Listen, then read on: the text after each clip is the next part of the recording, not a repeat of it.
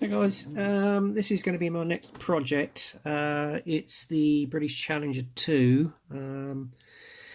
I saw the latest version of this at Tank Fest last year. Oh, what a beast. It is an immense vehicle, very fast and very manoeuvrable. It was designed to replace the Chieftain and the Challenger 1, which were used both out in the Gulf War. Well, I think the Challenger 1 was, I don't know about the Chieftain. I think it was used by the Omani army during the first Gulf War, but needless to say, the Chally 1 was actually designed as a replacement for the Chieftain, but was a very poor performer, unfortunately. Although it did have a lot of success out in the first Gulf War. Excuse me, I've got a bit of a sore throat.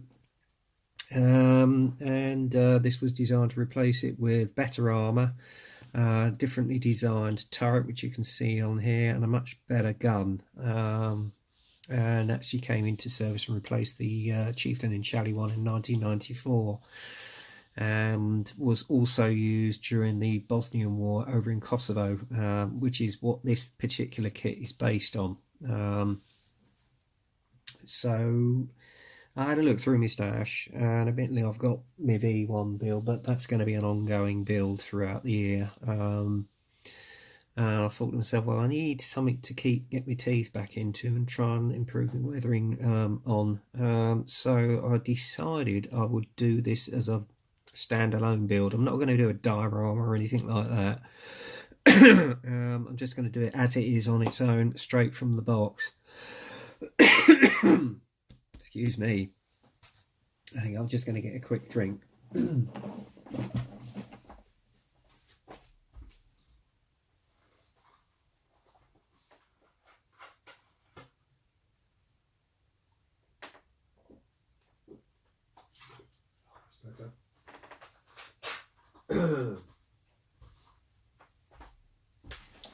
about that, guys. Anyway. As I say, I think the average speed is about 40-50 mile an hour or something like that. It's got coaxial gun, as you can see. It's computer operated on the actual turret. Has night vision. It's got a rangefinder, night rangefinder on it, etc. You name it, it's got it. And it's far more mechanically sound.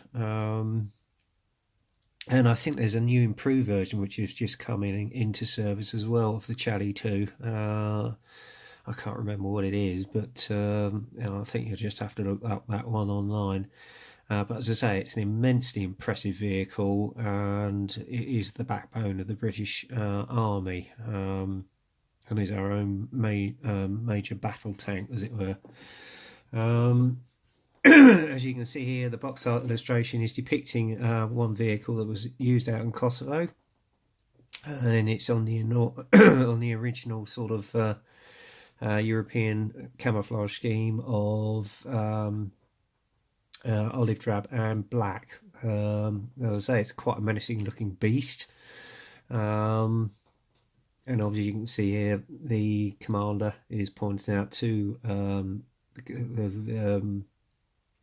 the loader there with his mounted machine gun and where to fire at this said enemy. So there you go. With a Trumpeter kit, I've built one before, which was the AS90, if you remember, some time ago, which is still sitting on my shelf. And it was a very pleasant build to do. So I'm expecting around about the same with this one.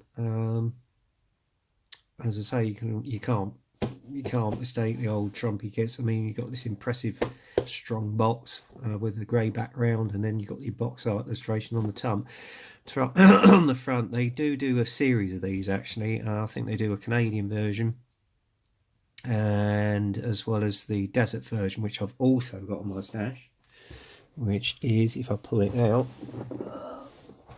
which was for Operation Telic, which was the second Gulf War, which is this version here, with all the radioactive armour on it. This one was way before that, so there you go. But I mean, this one's going to be for some time in the future, so yeah. So I was sort of umming and ahhing as what one to do, and I thought, well, I haven't done a British Major battle tank, so I thought, let's do the old Chally 2. As I say, it's an impressive looking beast. So there you go. And as I say, if anybody wants to get hold of this kit, the kit number is 00308. That's 00308. If you want to freeze frame that, by all means do so. You've got a box art illustration on the side, and then the colour call out on the back here of the actual camo scheme, with all the armour markings, as it were. We've got one of 3 variants. There's a little history about the vehicle, so if you want to freeze frame that, you can do. Okay, and that's basically it. So there we go. And then on the other side, you've got the upper view and a side view. And just look at the whacking great big gun on that. Oh, that is immense. Anyway, without further ado, I'll open the box. First off, we've got the instruction sheet, which you've got right here, again with the box art illustration, 1/35 scale, etc. All the symbols as you're building it to follow you through. And first off, you've got a set of sprue trees right here, so you can check that every part is in the kit. Okay, and on here as well, along with the tracks. And the first thing they're indicating is how to put the rubber tracks together. Now, I would go for aftermarket, but with time, etc., I don't think I want any much chance of getting that through. So I'm just going to use the ones that are in the kit. I've used them before, so there you go. And then obviously you've got the original. You've got the most usual process of assembling all the running gear, which you can see there, the sprocket and the idler wheel, and then obviously all the running wheels, as it were. And then the assembly of the suspension units either side, the lower hull and at the back, and then the swing arms, which go on as well, and then obviously the fitment of all the actual running gear, but I will probably fit that all nearer the end of the assembly. Some people tend to put the tracks on and paint the tracks on the vehicle. Yeah, I don't tend to do that. And then obviously you've got the assembly of all the other sub-assemblies that go on the back plate, and part of, I don't know what that is, I can't remember, sorry. And then the assembly of all the jerry cans, and the holder for the jerry can as well. Okay. Moving on, you've got more sub-assemblies to go on the back plate with the jerry can holder, etc.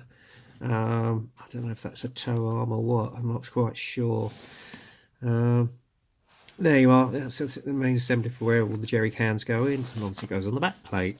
And then the assembly of the fuel cans, which go on the back of the vehicle, which is one of the most recognisable features of the Chally. And then obviously the headlights, etc. on the front of the upper hull. Okay. And then you grab handles for the engine bay on the back of the upper hull. And I'm not quite sure if that is a cleaning rod for the barrel, not quite sure. Then obviously you've got the toolboxes to assemble, and the travel lock for the turret, which if the vehicle's being towed, you can put the turret to the rear and put it into the travel lock. Then you've got the engine bay that goes on, etc. Tool cans go on, travel lock goes on, and I think that's, not quite sure what that is, but anyway. Then the upper hull goes on with the tow bars, and if you want to, obviously you put the side skirts on. I won't do that until the very end, because obviously you've got to paint the tracks, put the tracks in, etc. It's going to make life a lot easier for you, rather than do that and then you're buggered, basically. And then obviously, sadly, the barrel comes in 2 halves, so that's going to be interesting, but I shall have a go. And then obviously you've got the mantlet there assembled as well. Then you've got the machine gun, which you assemble along with the ammunition pack. Then you got the range finder or gun sight, as it were, there for the night vision. and then the upper and lower turret goes on along with the main barrel and mantlet. Okay, and then you've got the fitment of the commander's cupola and loader's cupola. Side armour goes onto the side of the turret along with the smoke dispensers. Okay, and this is, I'm not quite sure. Oh well, never mind, sorry. I don't know what those are, but never mind. I'll have to read up on the actual tally again. And then you got the rear toolboxes which go onto the main turret along with a surround for the commander's cupola and the actual swing arm, as it were. Okay, so that goes onto the turret along with the radio pack here, and then finally you've got the, I don't know what these are, more toolboxes I assume, and then eliminate smoke fittings. Oh, right, okay. And then another machine gun which you put together along with the colour call out, and then that is all assembled and goes onto the loader's bay right there along with the turret onto the main hull, and that's your assembly of the tank gun. Done. And then obviously you've got your colour call outs here for a vehicle used in Kosovo with the K4 markings on the back. Okay, so there you go, and that is that. So let's have a look at the crux of the kit which I'm going to build. You've got 1, 2, 3, 4, 5 sprues along with the upper and lower hull which you can see there, and then the turret. That's your decals which I'll probably take out of the bag, and then right here is your tracks, and I have to say they're not bad. Nice detail on them. What they're going to be like to assemble and paint, well, judging from past experience, it shouldn't be too bad, but we shall see. So the detail on them, including the middle teeth there, is very well captured, I have to say. Nicely done. Right. And what we're going to do is have a look at the various screws. So I'm just going to cut these open. There we go. Let's open that. If I can get it open, bear with me. There we go. Let's have a look at this kit. It's all moulded in olive green plastic. And then obviously you've got your turret toolboxes here. There's your smoke dispensers, which is nicely caught. Turret ring. And then obviously you've got the commander's cupola here, and it's nicely textured actually. I don't know if you've noticed that. Very nicely textured as well. And then obviously, I don't know what these are. Toolboxes, I assume, with the air vents. I don't know. It's part of the main cupola, which you can see here, where I've got my thumb. Nice crisp detail, as you can see there. And again, furniture components here, very nicely caught, especially with the panel line detail. And you've got actually a nice semi sort of non-slip textured surface there as well. I can actually feel it. It's very nicely caught. So yes, we've got some very, very nice detail. And here's one of these side turret bins right here. Very nicely done. So yeah, pretty impressed with the detail on this thing actually, and I've only just opened it. And the one thing I forgot to tell you is that I actually bought this at Tank Fest a couple of years ago, and my brother Neil Connie treated it to me, so cheers bro. I've actually got around to building it now. Anyway, that goes back in the bag, because I didn't go and lose any parts. I'll get that back in the bag.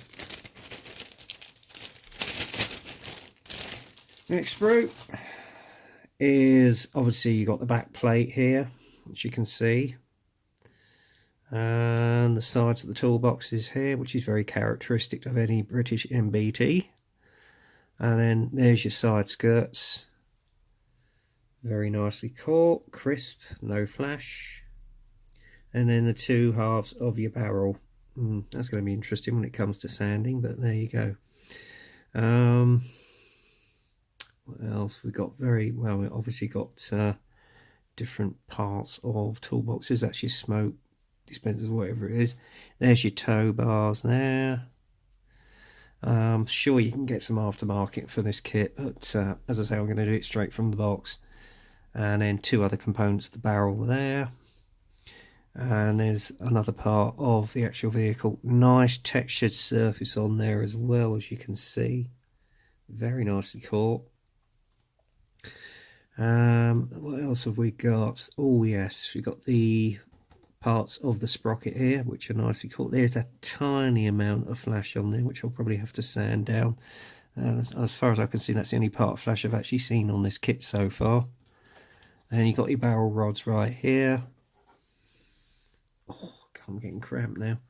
There's some components of the Cooper, and even the loader's hatch. I must admit, there's some nice surface texture on that as well, as you can see. Very beautifully caught.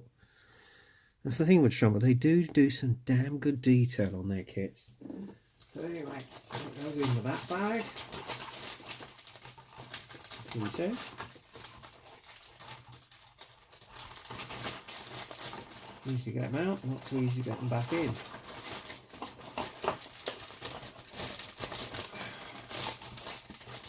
There we go. Oh, crikey, this is going to be a bit of a bugger. Right, there we are, that's that. Now bag number 2.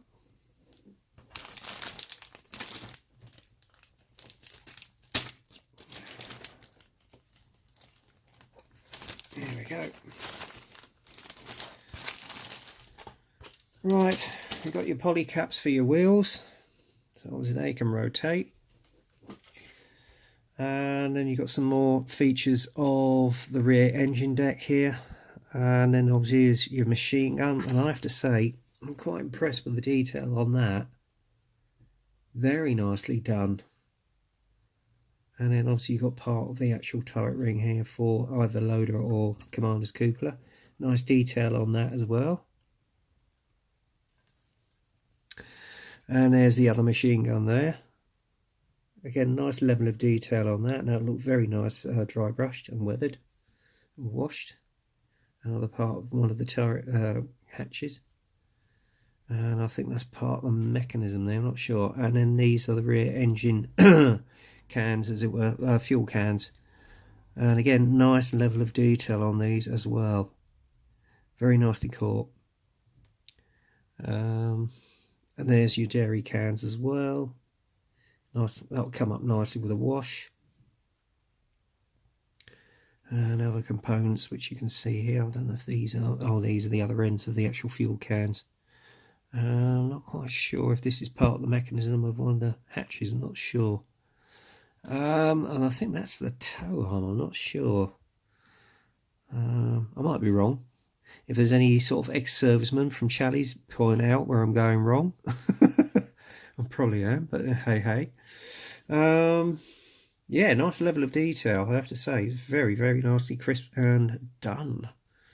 So there we go. That's that bag. I've got the poly caps back in as well.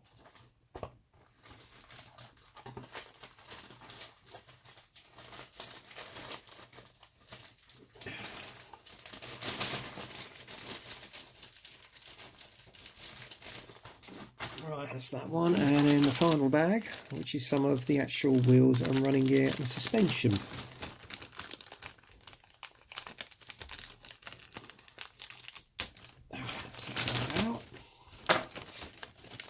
I'll only bring you out one sprue. It's about for duplicates. Again, nice detail on the wheels, and they'd be very easy to mask off and paint. I've got a template, so I'll be able to match that up, and obviously get a nice clear definition of that with the tyres. So yeah, that should be quite easy. And then obviously you've got parts of this suspension system here.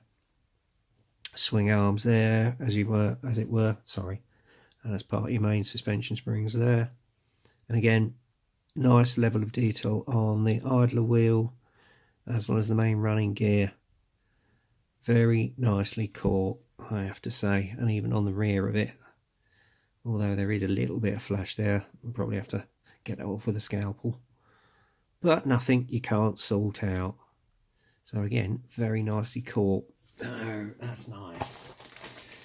And obviously comes the major components of the actual kit, which is the turret.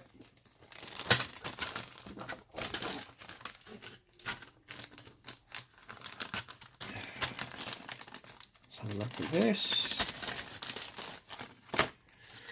Again, very nice surface detail on the upper part of the turret.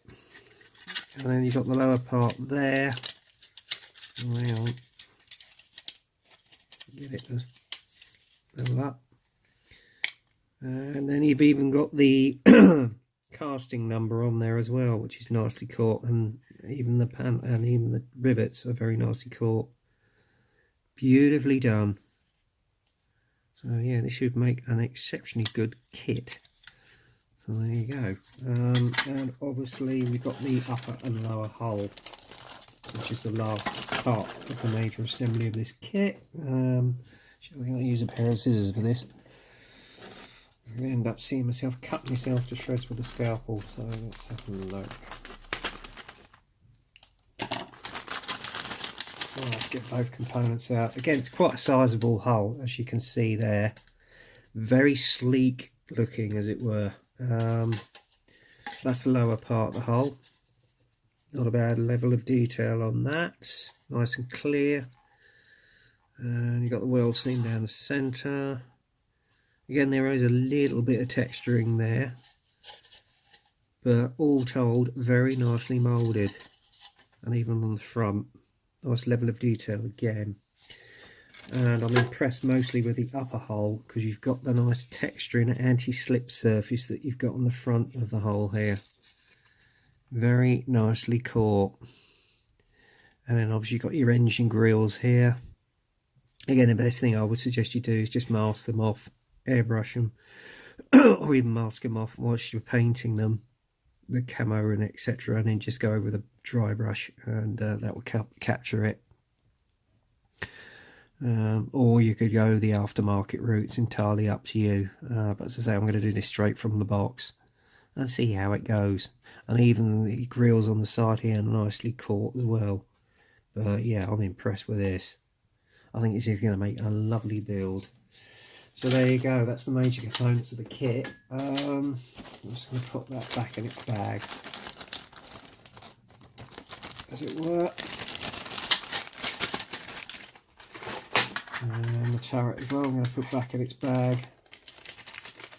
And then finally, we've got the decal sheet. And I will take those out because I want to see what they're like. We shall have a look at those as well. Let's have a look.